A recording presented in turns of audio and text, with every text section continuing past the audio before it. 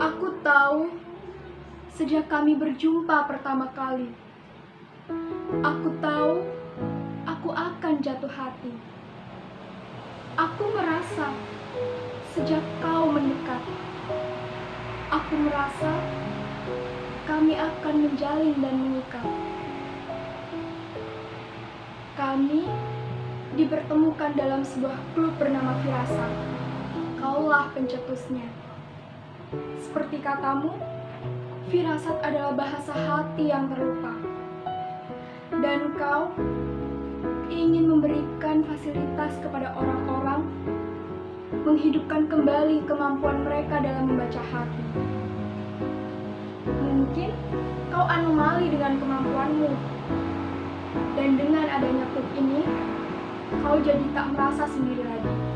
Mungkin malam itu pertemuanku yang ke-52. Tepat setahun aku ikut klub Firasat. Tak pernah satu kali pun aku absen. Ibuku sampai heran melihatku yang begitu setia pada sesuatu.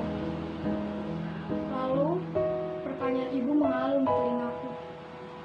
Sebetulnya apa yang kau cari? Padahal di sana kau hanya jadi pendengar saja. Kemudian aku menjawab, kalau dengan mendengar saja cukup, untuk apa dipaksakan bicara? Aku mengiyakan saja perkataan ibu setelahnya. Iya, dalam klub ini memang para anggotanya masing-masing saling menceritakan tentang firasat mereka. Tujuannya agar hati kembali aktif dan hidup berbahagia dengan suara hati yang katanya tak pernah salah.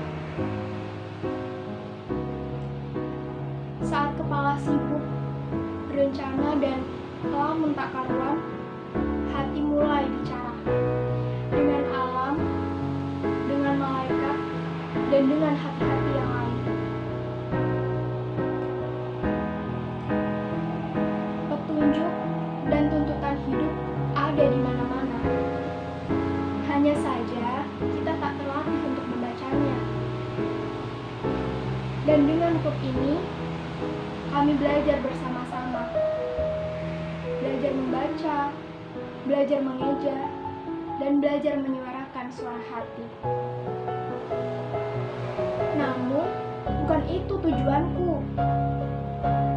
Bukan untuk lahir membaca hati, apalagi membantu yang lain. Aku bergabung dengan tujuan yang egois. Dan aku tak menyesal, karena setidaknya aku jujur pada diriku sendiri. Aku tahu betul apa tujuanku di tempat itu. Untuk apa, untuk siapa, dan supaya apa. Pada malam itu, kau berbusana lebih rapi dari biasanya. Memakai celana kain dan mengenakan kemeja. Kau berdiri di depan pintu, sambil menyalami satu persatu anggota yang datang. Semua otomatis menundukkan kepala sedikit. Begitulah refleks ketika berhadapan denganmu. Tak terkecuali aku.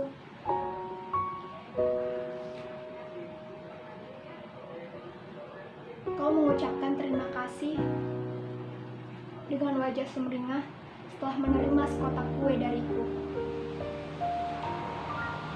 Sebelum ada yang masuk, aku harap kami dapat bicara lebih lama. Lalu aku coba menanyakan kabar, dan kau tanggapi dengan ekspresi lucu. Kau pasti tahu, aku hanya basa-basi. Kau juga pasti tahu apa motivasiku setahun ini. Kemudian pipiku memerah, tapi kaki ini enggan beranjak pergi, ogah rugi. Lalu kuberikan lagi sekotak kue untuk kau bawa pulang. Seketika matamu membesar. Terburu aku menambahkan, ukuran kuenya kecil. Lalu kau ucapkan lagi terima kasih, sembari tersenyum, dan bilang akan membaginya dengan bapak ibu. Aku tahu sepasang suami istri manula yang banyak memelihara ayam katet. Lalu, aku menanyakan perihal ulang tahun klub ini. Kau tanggapi dengan tertawa, tidak usah, tidak perlu repot-repot. Katamu, kamu tidak ingin merayakannya. Bagimu, jika teman-teman ingin berkumpul dan merasa klub ini punya manfaat, itu sudah cukup menjadi perayaan bagimu. Namun aku tidak ingin menyerah. Aku mendesakmu lagi dengan bertanya, apa yang bisa saya buat? Kau diam sejenak, lalu menatapku hangat. Sesuatu yang datang dari hati. Kala itu aku tertegun. Barangkali jawaban itu hanya untuk membungkam mulutku.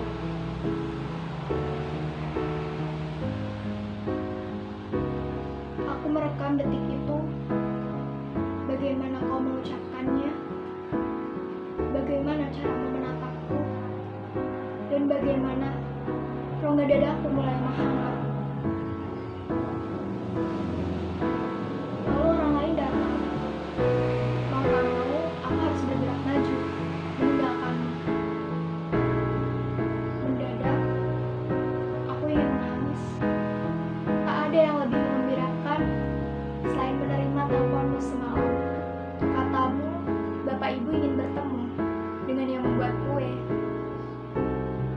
Untuk kali pertama, aku berkunjung ke rumahmu, bukan untuk pertemuan klub.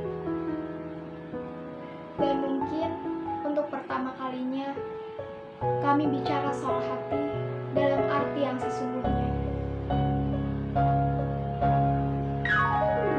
Kau datang menjemputku. Lalu ibu seketika tahu apa yang selama ini menjadi motivasi anak perempuannya. Aku tak perlu menjelaskannya lagi. Alasan egoisku terungkap sudah. Kami menghabiskan waktu seharian di rumah Bapak Ibu, ditemani celotehan ayam katet dan cerita masa muda Bapak. Hari itu tak terbendung rasa bahagiaku di sana. Hingga tiba-tiba kau bilang kau akan pergi. Sesuatu melonjak dari dalam.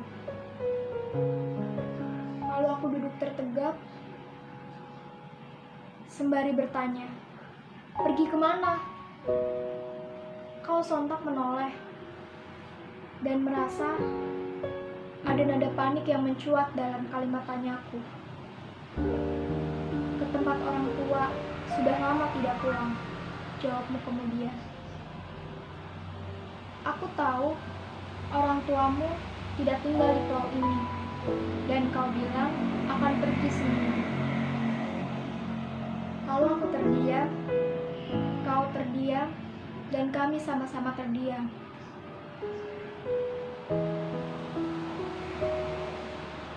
Bagaimana kita bisa tahu sesuatu itu firasat atau bukan?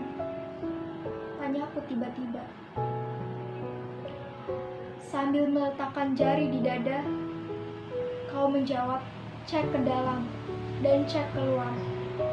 Pesan yang sama biasanya datang berulang, lewat suara hati atau gejala alam.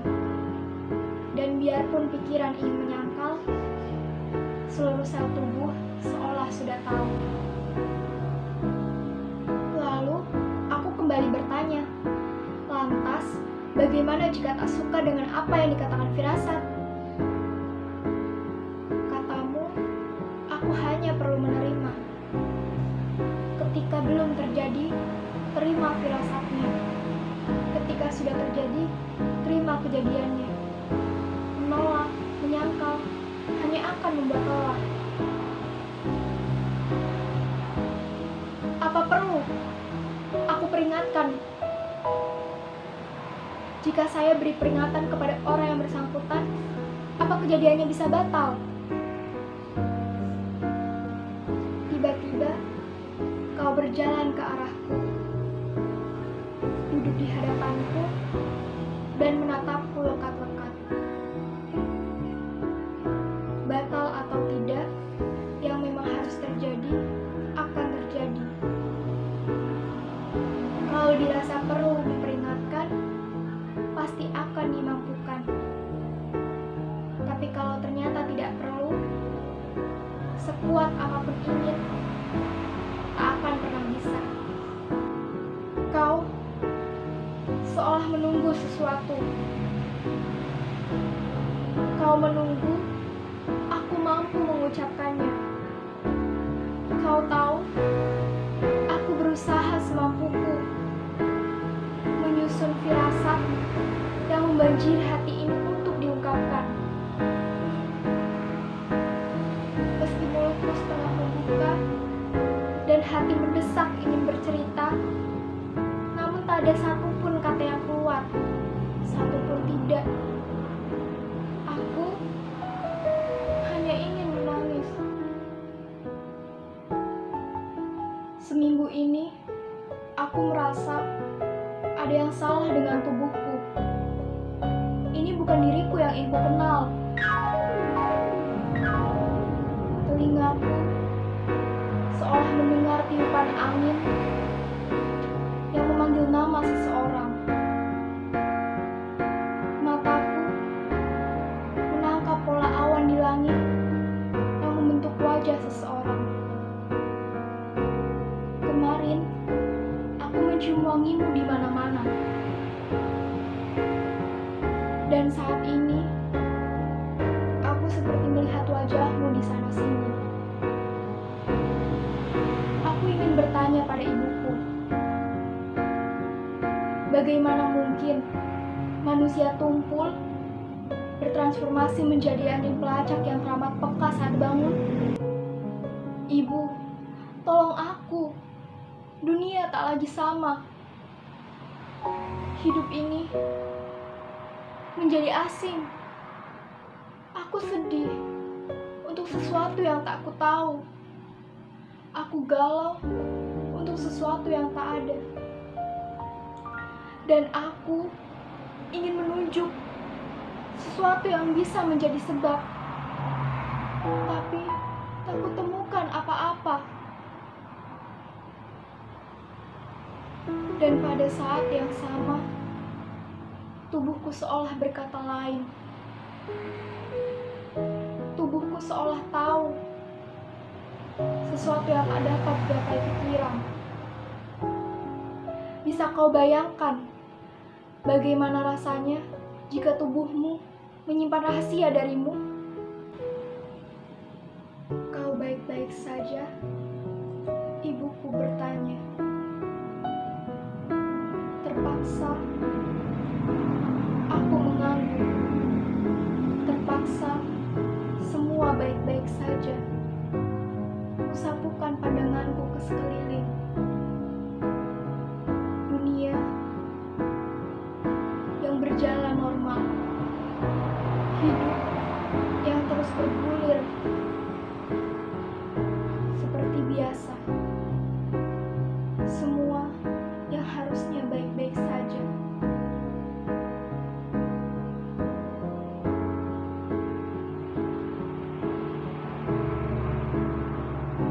Malam itu, sebelum pertemuan klub berakhir, tahu-tahu mulut ini sudah bersuara, kendati aku tak menghendaki. Untuk apa seseorang tahu sesuatu kalau memang tak ada yang bisa diubah? Hening, tak ada yang menjawab. Lalu, kau menjawab, kita tak tahu dan tak pernah pasti tahu sebelum semuanya berlalu. Benar atau salah, dituruti atau tidak dituruti, pada akhirnya yang bisa menjawab hanya waktu. Dan itu seringkali membuat kita bertanya, lalu untuk apa? Untuk apa seseorang diberi pertanyaan? tak bisa mengubah apa-apa. Untuk apa tahu sebelum waktunya? Kau menghela nafas, lalu mata kita bertemu, dan kau melanjutkan. Memang tidak mudah menerima pertanda, menerima diri kita yang diberi pertanda, dan menerima hidup yang mengirimkan pertanda.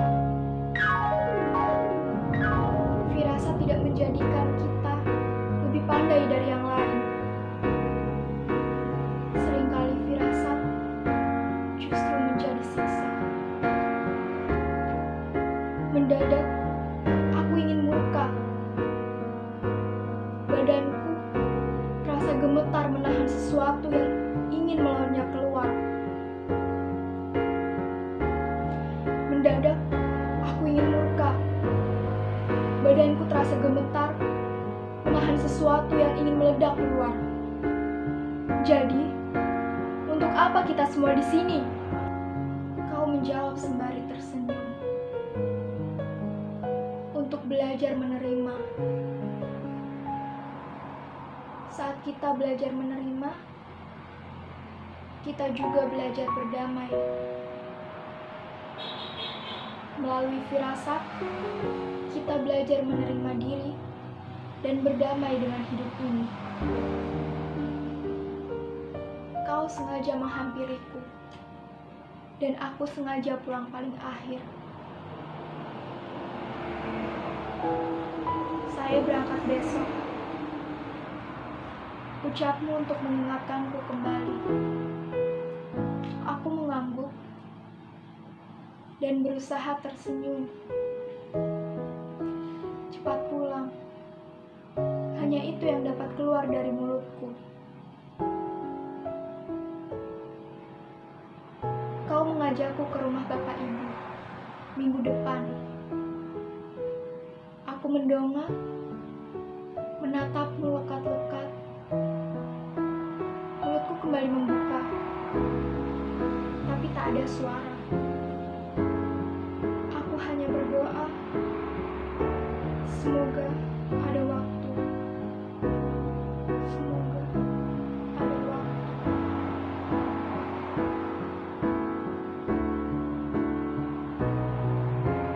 Dengan terbata, aku bercerita. Semalam, saya bermimpi hanyut di sungai. Tapi saya tidak takut. Saya hanya mengapung, mengikuti arus. Saya merasa seperti mau pulang, tapi tidak tahu kemana. Saya tahu kau memotong ceritaku. Kau menangkupkan tanganku di pipiku. Untuk pertama kalinya, kulit kami bersentuhan. Semua sungai pergi ke laut. Lanjutmu dengan kering jenaka. Tiba-tiba kau merengkupku. Dengan kedua tanganmu memelukku. Tidak ada apa-apa. Semua baik-baik saja. Kita ketemu minggu depan ya. Di situ saat itu. Kupejamkan mataku, merekam semua yang ada saat itu. Napasmu yang menghembus di telingaku, hangat tubuh yang membungkus tubuhku. Semua kata-kata yang keluar darimu tentang sungai, tentang laut, selagi semuanya baik-baik saja. Aku merekam detik itu dan menggenggamnya erat-erat. Sesuatu mendorongku jatuh.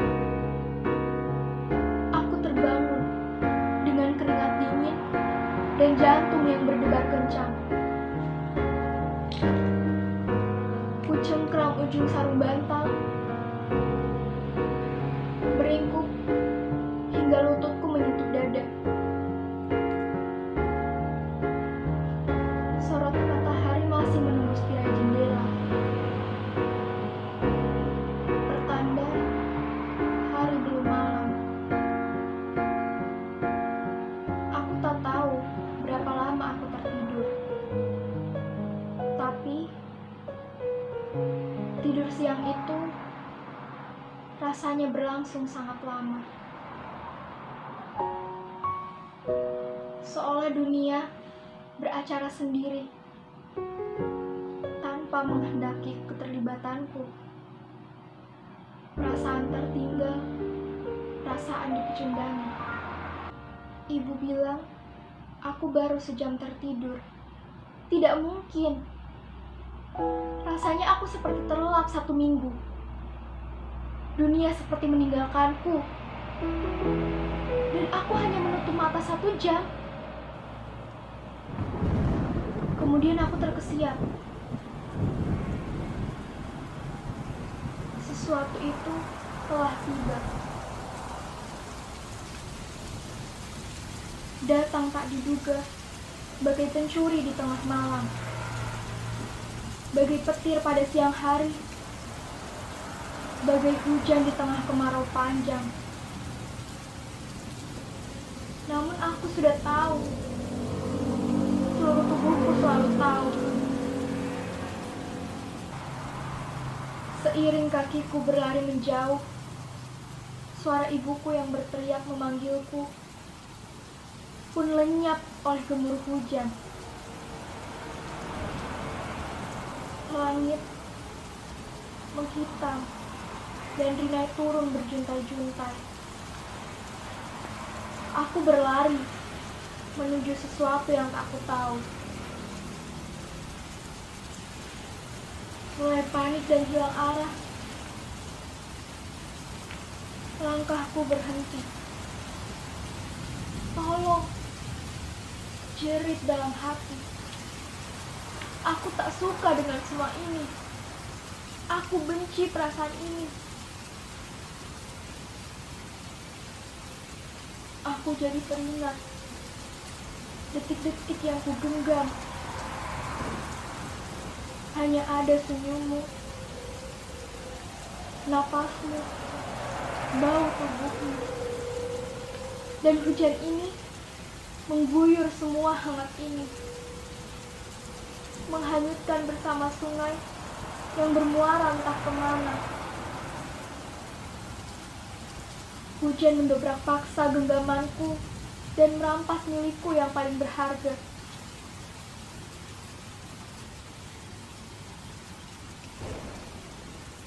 Muncul tak diduga-duga di tengah kemarau panjang, seperti pencuri pada tengah malam. Aku hanya ingin kau pulang, cepat pulang, dan jangan pergi lagi. Tiba-tiba bahuku ditarik, dan ibu mendekapku. Lututku tiba-tiba lemas, seperti tak bertulang.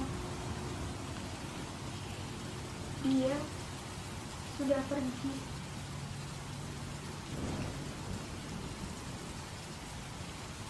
Ku gigit bibir kencang, meneriakkan tolong dan jangan sekeras-kerasnya dari dalam hati. Ku tatap ibuku nanar, berharap ia mengerti,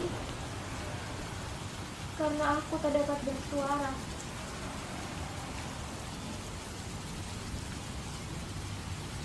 Hanya tubuhku yang kian mengencang dan napas yang terus tertahan. Kepalaku didekap, dan ibu berkata dengan lembut di telingaku, kadang-kadang pilihan yang terbaik adalah menerima.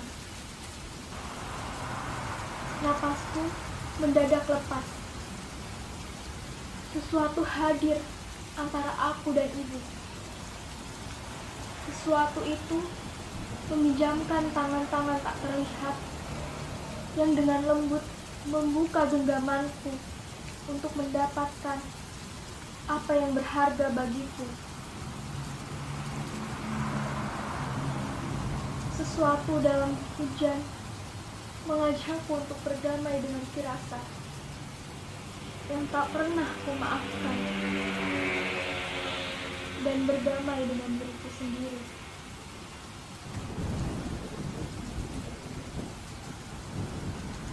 Aku mengetahuinya sejak kami berjumpa pertama kali. Aku merasakannya sejak kau mendekat. Sebagaimana aku tahu soal mendiang ayahku dan orang-orang lain yang pernah kutemui. Aku tahu mereka akan pergi dan tak kembali. Tak peduli aku sepakat atau tidak, hirau atau tidak, hidup tetap mengirimkan pertanda padaku. Kadang aku benci pada diriku sendiri.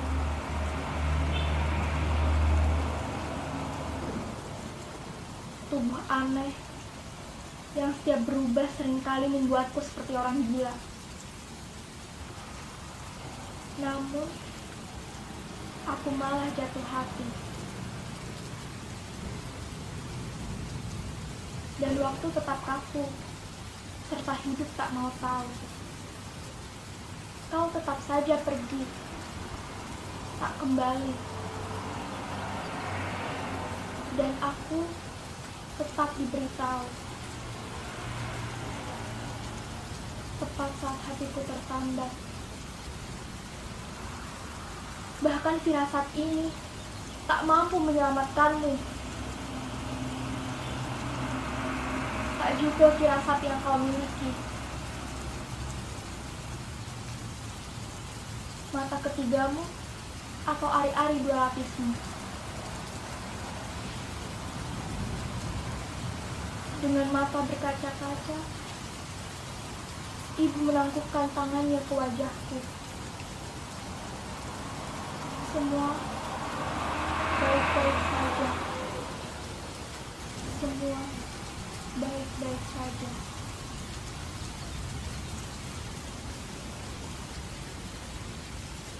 Ibu tahu kemana air sungai ini pergi? Tanyaku dengan berbisik. Ibu mengangguk dan menjawab, ke laut, Mak. Dan setelah itu terdengar guru dari kejauhan. Dari cerita ini, makna yang dapat kita ambil adalah saling berbagi dan belajar menerima. Saling bercerita tentang apa yang kita rasakan kepada orang lain. Seseorang yang dapat kita percayai. Supaya kita tak merasa anomali dengan diri sendiri.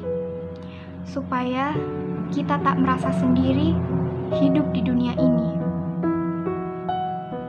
Kita juga diingatkan untuk belajar menerima sesuatu yang tidak kita sukai. Menerima apa yang memang harusnya terjadi. Menolak, menyangkal, hanya akan membuat kita lelah. Cobalah menerima diri dan berdamai dengan hidup ini. Terima kasih.